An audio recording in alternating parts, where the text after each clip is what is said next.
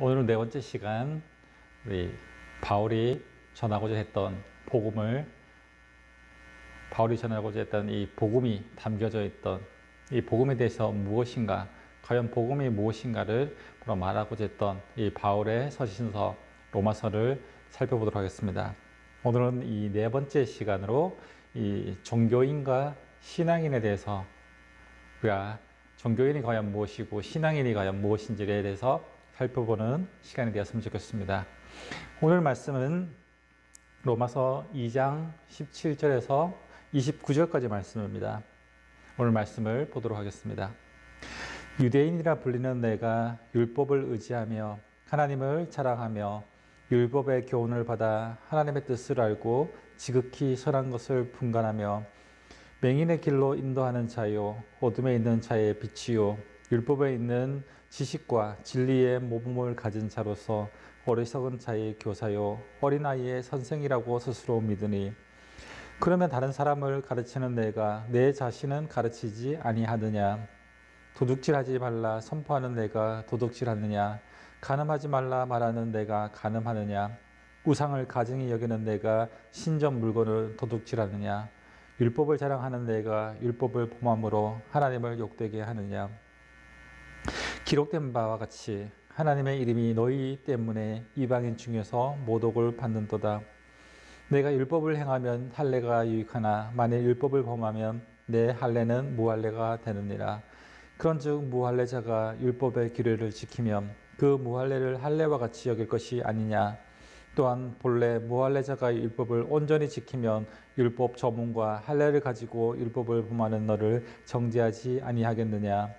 무릇 표면적 유대인이 유대인이 아니요 표면적 육신의 할례가 아니니라. 오직 이면적 유대인이 유대인이며 할례는 마음에 할지니 영에 있고 율법 조문에 있지 아니한 것이라. 그 칭찬이 사람에게서가 아니요 다만 하나님에게서니라. 아멘. 오늘 이제 로마서 2장 17절에서 29절까지 말씀을 통해서 이 네 번째 시간 종교인과 신앙인에 대해서 살펴보도록 하겠습니다. 우리나라의 많은 사람들은 이 예수님을 믿고 교회에 다니기 시작하는 사람보다 교회에 다니면서 예수님을 믿는 사람들이 더 많습니다. 처음에 교회에 나오기 시작하면은 이 낯설고 어색하기 시작합니다. 분위기도 낯설고 사람도 낯설고 이 교회에서 하는 모든 것들이 다 낯설기만 합니다. 그러다가 세월이 흘러가서 이 교회에 적응하게 되면서 이 나도 이제 교인이다 라는 생각을 가지게 됩니다. 그러나 이 교인과 신앙인은 다르다는 것이죠. 교회 분위기에 익숙해지고 종교가 없는 것보다 뭔가 이제 보험을 들려고 하는 마음으로 이 종교, 기독교를 가지는 사람. 그렇죠. 이 급할 때 뭔가 이렇게 신을 찾기 위해서, 뭔가 급할 때 써먹기 위해서 찾는 종교. 나도 그런 종교를 하나쯤 가지고 싶다 해서 바로 이제 예수님을 믿는 사람들이 있습니다. 그런 사람들을 바로 종교인이라고 말합니다. 인간적으로 성숙한 사람은 이 종교인으로서 해야 할 의무와 이 행실을 다합니다. 교회 이제 공예배도 빠지지 않고 출석하고 헌금 생활도 빠지지 않고 또 봉사도 한두 개쯤 하는 그런 이 삶을 살아갑니다. 그렇다고 해서 이 사람이 이 신앙인이라고 하는 보장은 없습니다. 교회에 다 다닌다고 해서 예배를 드린다고 해서 이 사람이 신앙인이라고 말할 수 없다는 것이죠. 아무리 교회에 무난하게 적응을 하고 이 보람을 느끼면서 이 교회에 다닌다고 할지라도 이 사람은 그리스도인이 아닐 수 있다는 것입니다. 그리스도를 영접하고 그리스도를 이 주인으로 모셔야 그리스도인이 되고 신앙인이 되는데, 예수님과 상관없이도 교회 생활을 할 수 있다는 것입니다. 하나님을 믿지 않는다고 해도 종교 생활은 할 수 있다는 것입니다. 겉으로 보기에는 누가 봐도 이 성도처럼 보이지만 이 실제로는 교회만 다니는 사람일 수도 있다는 것이죠. 많은 종교에서도 마찬가지입니다. 이 기독교뿐만 아니라 뭐 불교, 뭐 다른 종교에서도 마찬가지로 이 절에 다니는 사람도 부처를 믿지 않다 하더라도 이 절에 다니는 사람이 있습니다. 그저 그냥 이 산이 좋고 이 건강을 위해서 뭐 그런 의미로 다니는 사람도 있다는 것이죠. 마찬가지로 교회도 하나의 뭐 종교를 가지기 위해서, 종교 생활을 하기 위해서 교회에 다니는 사람도 있을 수 있다는 것입니다. 이런 사람들을 종교인이라고 말하고 있다는 것이죠. 신앙인과 종교인은 다르다는 것이죠. 오늘 주제가 바로 이 종교인과 신앙인의 차이에 대해서 우리가 함께 나누고자 하는 것이죠. 예전에 제가 이제 케이블 TV를 넘기다가 이 GCN TV라는 채널을 보게 되었습니다. GCN TV라고 여러분들은 보신 적이 있는지 모르겠습니다. 원래 이 기독교 방송은 CGN TV죠. 그런데 이단이 이 방송국을 만들어서 이 사람들을 현혹시키는데 이 CGN TV의 이 약자를 교묘하게 이용해서 GCN TV로 바로 이제 자신들의 이단 방송을 내보내고 있습니다. 이곳이 바로 만민중앙교회 이재롱 목사가 설교하는 GCN TV 방송입니다. 그런데 저는 그 모습을 보면서 이런 생각을 했습니다. 저기에 다니는 교회라고 거기도 교회라고 하니까 교회라고 할 수 있죠. 저기 교회에 다니는 성도들도 그렇죠. 자신들은 예수님을 믿고 있다고 생각하지만 우리가 객관적으로 봤을 때 그냥 우상, 교주를 섬기는 것뿐입니다. 그 사람 자신들은 종교를 가지고 신앙을 한다고 생각할 수 있지만은 사실을 들여다보면은 그 사람들은 그냥 종교 생활을 하는 것입니다. 한 교주를 우상 삼아서 그 사람을 하나님이라고 부르면서 그냥 종교 생활을 하는 것입니다. 그 사람들은 신앙인이 아니라는 것이죠. 그런 모습들이 바로 그리스도인들 가운데서도 있을 수 있다는 것을 기억해야 한다는 것입니다. 우리가 하나님을 제대로 만나고 인격적으로 하나님을 믿어야만 신앙인이 되는 것인데 그냥 종교 생활을 하는 것은 그냥 종교인에 불과하다는 것이죠. 그러나 이것보다 더 심각한 것은 예수 그리스도를 믿고 신앙생활을 하다가 신앙이 변해서 이 형식적인 종교 생활로 변해버린 그리스도인들도 있다는 것입니다. 시작은 은혜로 시작했고 출발은 신앙으로 시작했는데 시간이 지나면서 바로 이 마음이 변해버렸다는 것입니다. 그래서 종교 행위로 율법적 신앙으로 바로 변질되고 마른 그런 그리스도인들도 있다는 것입니다. 우리들의 모습은 그렇지 않습니까? 내가 처음 예수님을 인격적으로 맞이하고 믿었던 그 신앙의 모습, 나는 신앙생활을 하기 위해서 하나님을 믿는다는 이 고백, 그 고백이 있었지만 지금은 그냥 종교 생활을 하고 있는 나의 모습은 있지 않은지 오늘 이 말씀을 통해서 우리가 다시 한번 생각해보는 시간이 되었으면 좋겠습니다. 바로 오늘 이 말씀은 이런 자들을 향한 말씀입니다. 17절에 보면은 이렇게 말하고 있습니다. 유대인이라 불리는 내가라고 이제 바울은 시작하고 있는데 여기서 유대인은 1차적으로 하나님의 은혜와 율법과 선택받은 바로 이스라엘 백성들을 가르칩니다.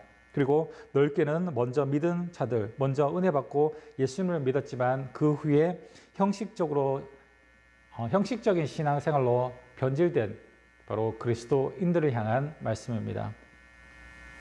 28절과 29절에 보면 이제 결론을 내리면서 이제 표면적 유대인과 이면적 유대인이라는 말을 이 바울은 사용하고 있습니다. 겉으로 보기에 외적인 조건만 갖추고 있는 것처럼 보이는 사람을 이 표면적 유대인이라고 부르고 그러나 진짜 중요한 것은 바로 이제 이면적 유대인이 되는 것입니다. 이면적 유대인이라고 할 때 이 이면적 이 한자인데 이자는 바로 이 속이자 내부 안쪽 속마음을 가리키는 의미를 사용하고 있습니다. 이 속마음까지 이 그리스도인이 되어야 한다는 것이죠. 이 표면적 유대인, 겉으로만 유대인 척 하는 사람, 이면적 유대인은 이 속 사람까지 유대인인 것을 바로 이제 뼛속까지 유대인인 사람을 이 이면적 유대인이라고 말합니다. 우리가 어떤 사람의 이 소속을 분명히 말할 때 이런 말을 합니다. 너는 뼛속까지 어떤 사람이다 라는 표현을 가끔씩 씁니다. 그 사람의 사고 방식이나 가치관이나 정체성을 가지고 있을 때 바로 너는 뼛속까지 어떤 사람이다 라는 이 말을 가끔씩 사용하게 합니다.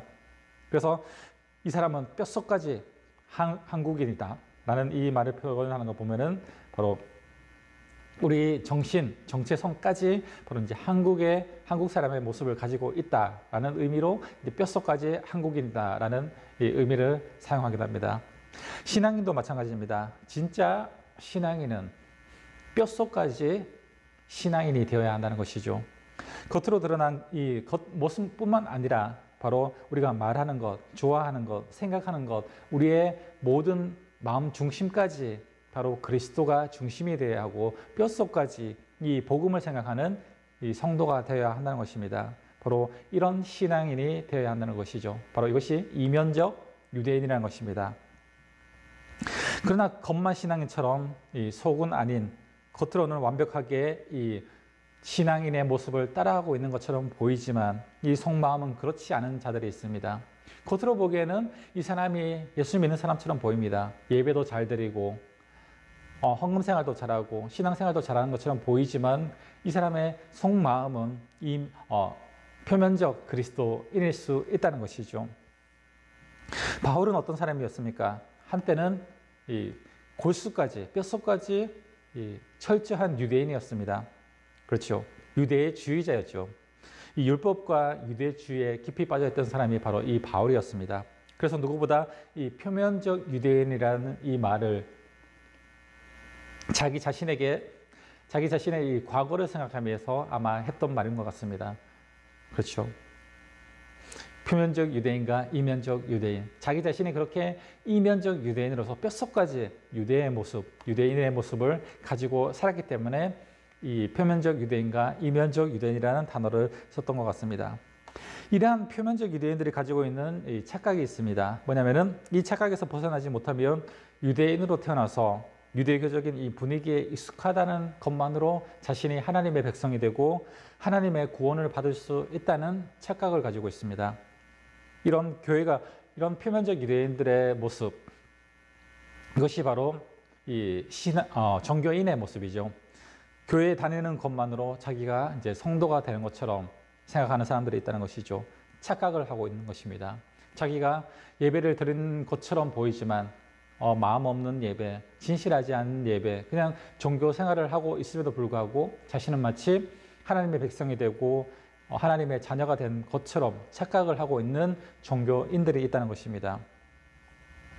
그렇다면 이 표면적 유대인, 종교인으로 살아가는 이들의 문제는 과연 무엇일까요? 첫째로 보면은 그들은 잘못된 자부심을 가지고 살아가고 있다는 것입니다. 유대인들은 유대인이라 부르는 것에 대한 이 대단한 자부심을 가지고 있습니다. 유대인은 야곱의 12아들 중에 하나인 이 유다에서 온 말이죠. 그래서 이 유다라는 말은 어떤 말입니까? 바로 찬양하다라는 말입니다. 그래서 이 유대인들은 하나님을 찬양하는 백성들이서 유래된 말입니다. 그래서 이 유다에서 온 말, 찬양하다라는 이 뜻을 가진 유다에서 온 말, 바로 유대인. 자신들은 하나님을 찬양하는 백성이다라는 이 자부심으로 유대인의 자부심을 가지고 있습니다. 이 세상에 많은 나라와 민족과 종족들이 있지만 하나님을 찬양하며 하나님을 바르게 믿는 민족은 자기들밖에 없다는 것이죠. 이런 자부심을 갖게 되는 이 몇 가지의 나름대로 자신들만의 근거가 있다는 것입니다. 그 근거가 이제 17절부터 오늘 20절까지 이렇게 나오고 있습니다. 내가 율법을 의지하며 하나님을 자랑하며 율법의 교훈을 받아 하나님의 뜻을 알고 지극히 선한 것을 분간하며 맹인의 길을 인도하는 자요 어둠에 있는 자의 빛이요 율법에 있는 지식과 진리의 모범을 가진 자로서 어리석은 자의 교사요 어린아이의 선생이라고 스스로 믿으니라고 이제 바울은 말하고 있습니다. 여기에서 우리가 주의해 봐야 할 단어가 무엇입니까? 바로 스스로 믿으니라는 단어입니다. 스스로 믿었다는 것은 사실과 상관없이 자기 스스로 그렇게 믿고 있다는 것입니다. 이것은 일종의 신념이라는 것이죠. 그럼 이들의 신념은 과연 무엇인가요? 이 유대인들의 신념은 과연 무엇입니까? 바로 첫 번째는 이 율법에 대한 특권 의식입니다. 내가 율법을 의지하며 라고 이제 바로 말하고 있는데 하나님의 말씀인 이 율법을 받아 전수하고 있다는 것은 이 귀한 일이죠.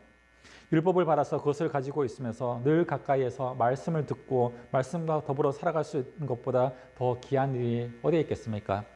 그러나 이들에게는 바로 이 유대인들에게는 바로 율법이 우상이 되었다는 것입니다. 율법을 외우고 이 율법의 조문에 매여서 율법의 근본 정신을 잃어버리고 있다는 것입니다.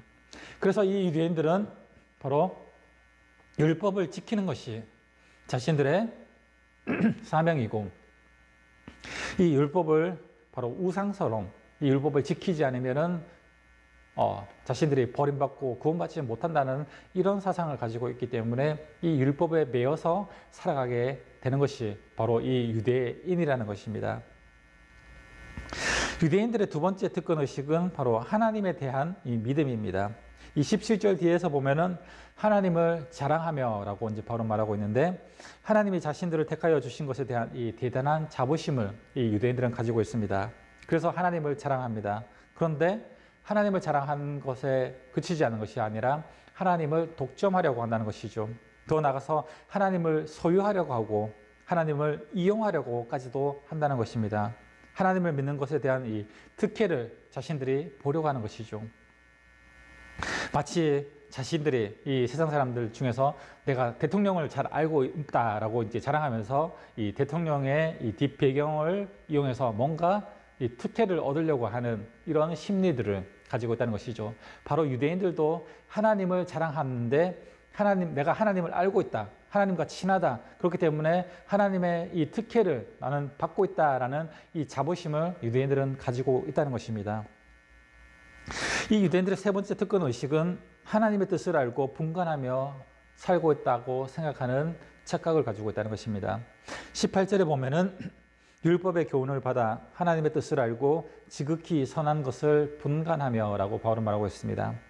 하나님의 선하시고 기뻐하시고 온전하신 뜻의 이 율법의 교훈을 통해서 알고 있고 이 말씀을 통해서 어떤 것이 선한 것인지를 자신들은 분간할 수 있다는 것입니다. 요즘에 이 무분별하고 옳고 그름을 분간하지 못해서 이 방황하고 희청거리는 사람들이 얼마나 많이 있습니까? 그런데 문제는 하나님의 뜻을 분간하고 지극히 선한 것을 분별할 수 있는 지식은 있는데 그것이 전부라는 것이죠. 그러면서 이런 착각을 합니다. 만일 모든 사람들이 다 자기와 같으면 이 세상은 좋아질 텐데 자신들은 선하다는 것입니다. 자신들은 하나님의 백성이고 특혜받은 유대인들이기 때문에 자신들은 선하고 이 자신들을 제외한 이방인들은 악한 존재라는 것이죠. 그렇기 때문에 자신들만이 구원받을 수 있다는 것입니다. 자신들이 율법을 지키고 철저하게 율법 행위를 하고 있기 때문에 유대인들은 자신들만이 구원을 받을 수 있는 백성들이라는 것입니다. 지금도 마찬가지입니다.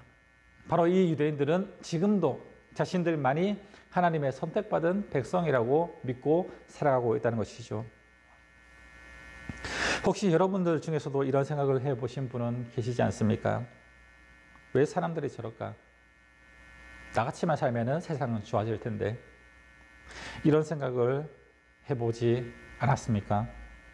하나님의 말씀을 알면 자기가 하나님처럼 사는 줄 착각한다는 것이죠. 그러나 우리 인간은 그렇게 아는 대로 행하지 못하는 모습들이 있습니다. 이 유대인들이 가지는 네 번째 특권은 다른 자들을 가르치는 이 권한을 가지고 있다고 자신들을 생각한다는 것이죠. 19절과 20절을 보면은 맹인의 길을 인도하는 자요, 어둠에 있는 자의 빛이요, 어리석은 자의 교사요, 어린 아이의 선생이라고 바로 자신들을 그렇게 스스로 그렇게 믿고 있다는 것입니다. 왜요? 이들은 20절 말씀처럼 율법에 있는 지식과 진리의 모범을 가진 자라고 자기들은 그렇게 믿고 있기 때문이라는 것입니다. 선택을 받았다는 것은 어떤 것입니까? 자신의 공로가 하나도 없다는 것입니다. 이 유대인들은 하나님의 선택을 받은 선민들임을 바로 이제 구약성경에서는 그렇게 말해주고 있습니다. 선택받은 하나님의 백성, 선민이기는 합니다.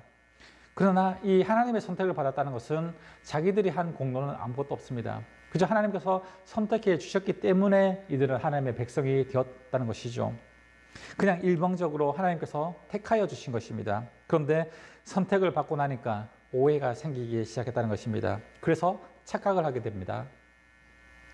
선택받은 자는 선하고 무조건 구원받고 선택받지 못한 자는 악하고 영원히 하나님의 백성이 될 수 없다는 착각을 하게 된다는 것입니다. 이것이 바로 유대인들이 가지는 착각이라는 것이죠. 자신들은 선택받았기 때문에 자신들만 구원받고 선택받지 못한 이방인들은 구원받지 못한다는 이 착각. 아무런 자신들의 공로가 없이 선택받았지만 나중에 선택받고 나니까 하나님의 백성이 되고 나니까 오해가 생기고 착각하게 된다는 것입니다. 선택받은 우리들은, 유대인들은 하나님의 백성되고 구원받을 수 있지만 선택받지 못한 너희들, 이방인들은 구원받지 못하는 존재라는 착각을 하게 된다는 것이죠. 표면적 유대인과 이 종교인으로 살아가는 표면적 유대인, 이 밖으로 보이는 모습들, 이 종교인으로 살아가는 이들의 문제가 있습니다. 두 번째로 유대인들의 잘못은 남에게 가르친 대로 자신들은 그렇게 살지 않는다는 것입니다. 사도 바울은 21절 이하에서 이러한 잘못된 믿음, 이러한 신념이 아무 소용없는 것이라고 바로 이제 반박한다는 것이죠. 그 이유가 무엇입니까? 21절에 보면 다른 사람을 가르치는 내가 내 자신은 가르치지 아니한다라고 말하고 있습니다. 다른 사람은 잘도 가르치면서 정작 내 자신을 가르치려고 하지 않는다는 것입니다. 어느 집에서 자식이 공부를 안 하니까 답답해서 아버지가 자식에게 훈계를 하면서 이렇게 말합니다. 야 이놈아, 공부 좀 해라. 아브라함 링컨은 너만 했을 때 혼자 고학하면서 열심히 공부를 했단다. 아버지가 이 자식이 공부를 안 하니까 자식에게 이런 말을 합니다. 그러자 그 자식이 이제 아버지에게 이렇게 대답을 합니다. 아버지, 아브라함 링컨은 아버지 나이 때 미국의 대통령이었습니다. 남을 가르치는 입장에서 서히 섰지 자신을 가르치지 않는다는 것이죠. 바로 남의 모습만 보이지 자신이 행하는 모습은 보이지 않는다는 것입니다. 자기 자신에게 가르치지 못하고 다른 사람만 가르치려고 하는 이들의 문제가 무엇입니까? 도둑질하지 말라 선포하면서 도둑질하고, 간음하지 말라고 하면서 간음하고, 우상을 가증히 여기라 하면서 신전의 물건을 도둑질한다고 바울은 얘기하고 있습니다. 이것을 남의 얘기로만 생각되십니까? 이러한 맹점을 가장 잘 들어준 인물이 있습니다. 누굽니까? 구약에 우리가 잘 알고 있는 바로 다윗이죠. 밧세바에게 음욕을 품고 범죄한 후에 이 자신의 잘못을 가리기 위해서, 덮기 위해서 밧세바의 남편 우리아를 전쟁터에 내보내서 죽이는 바로 이런 범죄를 다윗이 저지르게 됩니다.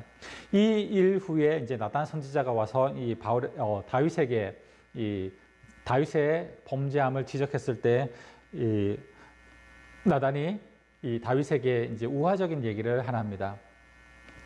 두 사람이 있는데 한 사람은 아주 부자이고 다른 사람은 아주 가난한 자입니다. 그런데 어느 날 부잣집에 손님이 왔습니다. 손님을 대접하기 위해서 양을 하나 잡으려고 하는데 그 많은 양떼 중에서 자기 양을 잡는 것이 아까웠습니다. 그런데 옆에 이 가난뱅이를 보니 양 한 마리를 키우고 있는 것을 보았습니다. 부자는 자기가 가진 힘으로 이 한 마리밖에 없는 양을 가진 이 사람에서 양을 빼앗아서 그것을 잡아서 손님을 대접했다는 것입니다. 바로 이제 나단 선지자가 이제 이 우화적인 얘기로 이제 다윗에게 얘기를 합니다.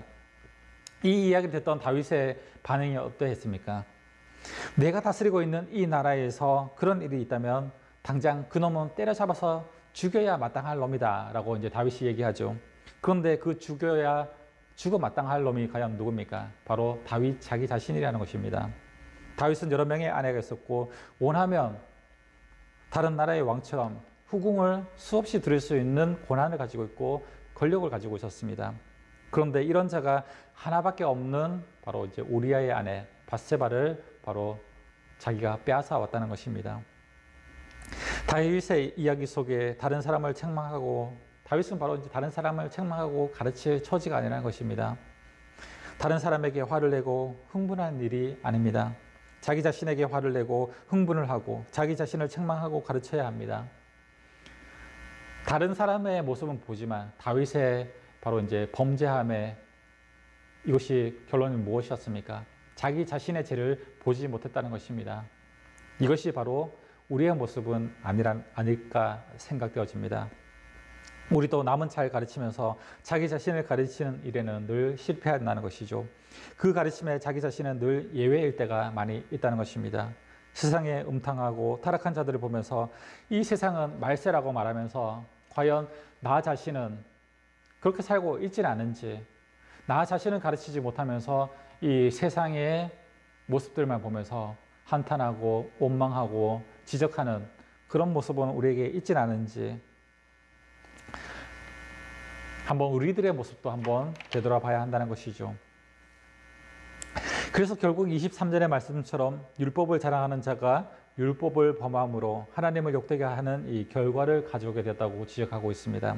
그러면서 이 지적의 신빙성을 높이기 위해서 이제 바울은 구약 성경을 인용하죠. 이사야서 52장 5절 말씀을 인용하면서 하나님의 이름이 너희 때문에 이방인 중에서 모욕을 받는도다라고 이 이사야서의 말씀을 인용해서 말하고 있습니다. 하나님의 말씀을 자기에게 적용하지 않게 되면 말은 번지르게 하면서도 자기의 삶은 엉망이 되고 만다는 것이죠. 그래서 하나님의 이름이 모욕을 당하게 된다는 것입니다. 요즘에 예수 믿는 많은 사람들을 보면서 세상 사람들이 이 예수 믿는 사람들을 모습들을 보면서 하나님의 이름을 모욕하는 모습들을 종종 보게 되어집니다. 많은 사람들이 예수 믿는 사람들을 보면서 하나님까지 싸잡아서 비난하는 모습들을 보게 됩니다.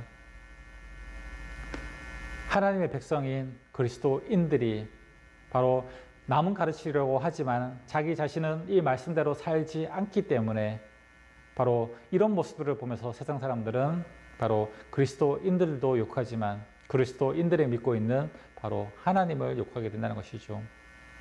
우리가 어떤 사람을 얘기할 때 어떤 이제 사람이 잘못을 저지르고 아나무인으로 이런 나쁜 짓을 행하고 다닌다면 예전에 그런 말들을 많이 했죠. 어르신들이 저 사람 네 집 자식이냐, 저놈 네 집 자식이냐라는 말을 합니다. 그렇죠. 그 사람을 욕하는 것보다 그 사람이 누구 집 자식이냐라고 바로 욕을 한다는 것입니다. 그렇죠. 바로 이렇게 된 것은 그 사람의 아버지의 잘못, 부모의 잘못이라는 것입니다. 바로 그리스도인들이 세상에서 빛의 역할, 소금의 역할을 하지 못하고 살아가게 된다면 그리스도인들이 욕먹는 것이 아니라 그리스도인들의 아버지이신 바로 하나님께서 모욕을 당한다는 것입니다.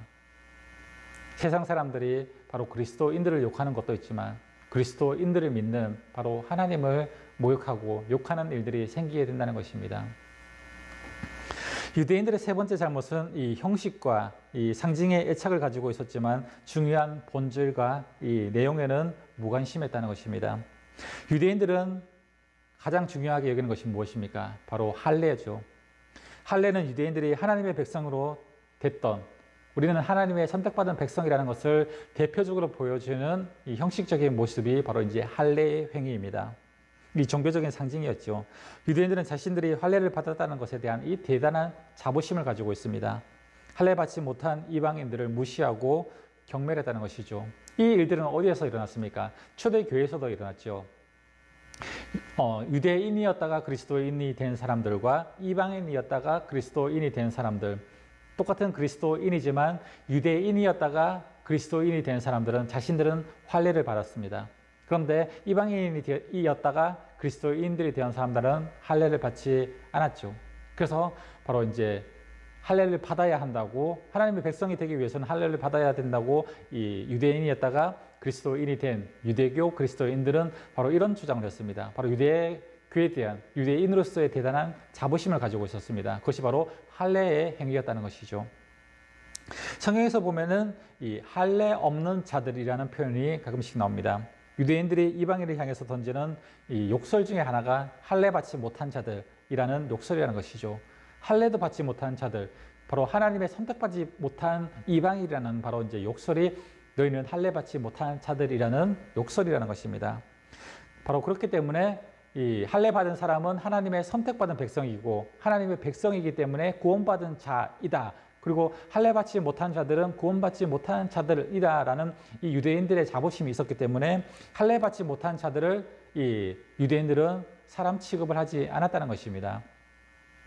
특히 할례 받지 못한 자들에게 모욕을 당하거나 이 굴욕을 받는 것은 유대인들은 도저히 참을 수 없는 모욕감이라고 여길 정도로 바로 이제 할례 받지 못한 자들을 아주 업신여겼다는 것입니다. 그러나 할례의 진정한 의미는 무엇입니까? 이 외적인 상징에 있는 것이 아니라 내적인 내용에 있다는 것이죠. 할례를 왜 받는지, 할례 받은 자는 어떤 신앙으로 살아야 하는지, 할례를 명하신 분은 어떻게 섬겨야 하는지, 이러한 내용이 중요한 것이지 할례의 행위, 할례를 받은 이 외적인 이 상징이 중요하다는 것이 아니라는 것이죠.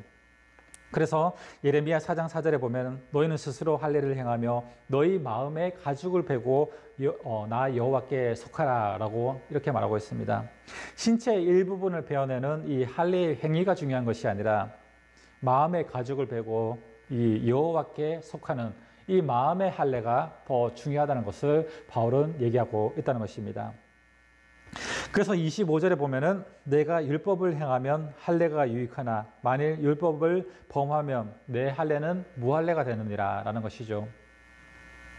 율법을 행하면 할례가 유익하나 율법을 행하지 않으면 할례 받은 사람들도 그 할례는 무할례가 된다라고 말하고 있습니다. 또한 26절에 보면 반대로 무할례자라도 율법의 규례를 지키면 하나님은 무할례도 할례자처럼 여길 것이다 라고 말하고 있습니다. 할례 받지 못한 이방인이라 할지라도 하나님의 말씀을 지키고 하나님의 법을 지키고 하나님을 섬기게 되면 할례 받은 자처럼 여겨주실 것이라는 것입니다. 그러나 할례 받은 자라 할지라도 하나님의 말씀을 무시하고 예배를 무시하고 하나님의 이 명령을 무시하는 율법을 무시하는 자가 있다면 그 자는 무할례자가 된다는 것이죠. 그래서 외적인 것이 중요한 것이 아니라 내면의 가죽, 이 마음속에 할례를 받아야 한다고 바울은 가르치고 있다는 것입니다. 우리의 신앙이 형식이 되고 습관화되고 의미 없이 자동적으로 움직이는 바로 우리 신앙인이 되어서는 안 된다. 신앙인으로 살아야 하는데 그렇죠. 종교인으로 살아서는 안 된다는 것입니다. 우리가 하나님 앞에 나올 때 바로 종교인으로 나오는지 나는 신앙인으로 나오는지 우리의 모습을 다시 한번 살펴보자는 것이죠. 여러분들은 하나님 앞에 예배하러 나올 때 종교인의 모습으로 나옵니까? 아니면 신앙인의 모습으로 나옵니까? 우리는 종교인이 아니라 참된 죄인의 모습, 하나님의 은혜가 필요한, 우리는 너무나 연약한, 하나님의 도움 없이는, 성령님의 도움 없이는 하루도 살 수 없는 이 신앙인이 되어야 한다는 것입니다. 종교 행위를 함으로써 내가 하나님의 백성이 된 것처럼 착각하는 그런 종교인으로 살아서는 안 된다는 것이죠. 우리가 예배를 드린다고 해서, 기도를 한다고 해서, 말씀을 본다고 해서 그것이 신앙인이 아닐 수 있다는 것입니다. 정말 말씀을 보더라도, 예배를 드리더라도 남들 보기에는 정말 온전하게 예배를 드리는 것처럼 보이지만 내 마음 중심에 과연 나는 이 예배를, 하나님께 드리는 이 예배를 마음과 정성을 다해서 신앙인으로서 예배를 드리고 있는가? 아니면 남들 눈에 보이기 위한 종교 행위를 하고 있는가? 라는 것이죠. 종교인과 신앙인은 전혀 다르다는 것입니다. 저와 여러분들이 이 신앙의 삶을 교회에 다니는 자가 아닌 예수님을 믿는 신앙인으로 살기를 원합니다. 그렇기 때문에 이 말씀을 기억하면서 우리가 우리의 모습을 다시 한번 되돌아봤으면 좋겠습니다. 나는 과연 종교인으로 살아가고 있는가? 아니면 정말 하나님 없이는 살 수 없는, 하나님이 정말 나의 구원자이시고 하나님이 없이는 하루도 살 수 없는 신앙인으로, 하나님만을 믿고 살아가는 신앙인으로 나는 살아가고 있는가? 나는 종교인인가 신앙인인가? 오늘 바울의 말씀을 통해서 표면적 유대인과 이면적 유대인, 과연 나는 표면적 유대인, 보이기 위한 종교인으로 살아가고 있는가? 아니면 이면적 유대인, 속마음까지, 뼛속까지 신앙의 삶을 살아가고 있는가? 이 모습들이 과연 우리들의 모습은 과연 어떠한 모습인지를 우리가 한번 되돌아보면서 저와 여러분들은 이면적 유대인, 종교인이 아닌 신앙인의 삶을 살아드리기를 원합니다. 이번 한 주간 우리가 복음 앞에 정말 감격하며 바울이 말하고 있는 이 로마서를 통해서 과연 나는 이 복음의 감격에 정말 빠져서 감격하고 있는가? 복음이라는 말이 나에게 들려질 때 나는 흥분하고 복음의 기쁨, 이 기쁨을 내가 누리면서 살아가고 있는가? 이 감격을 누리면서 살아가고 있는가? 우리의 신앙을 다시 한번 되돌아보는 이번 한 주간의 시간들이 되시기를 주님의 이름으로 축복합니다. 오늘 말씀은 이 바울의 이 말씀을 통해서 종교인과 신앙인에 대해서 우리가 살펴보았습니다. 다음 시간에는 이 바울이 말하고 있는 정말 이 복음 안에서 자유를 얻은 자가 과연 누구인지, 자유를 얻은 자에 대한 이 로마서 7장의 말씀을 통해서 우리가 자유를 얻은, 복음 안에서도 진정한 자유를 얻은 자가 누구인지를 살펴보는 시간이 되었으면 좋겠습니다. 오늘 이 로마서 강의를 통해서 함께 이 로마서를 배워봤습니다. 이 로마서를 통해서 더욱더 우리가 복음의 감격에 빠지고 하나님에 대한 이 신앙이 더욱더 깊어지는 그런 시간이 되기를 기도하겠습니다. 함께 해주셔서 감사하고 다음 시간에 다시 뵙도록 하겠습니다.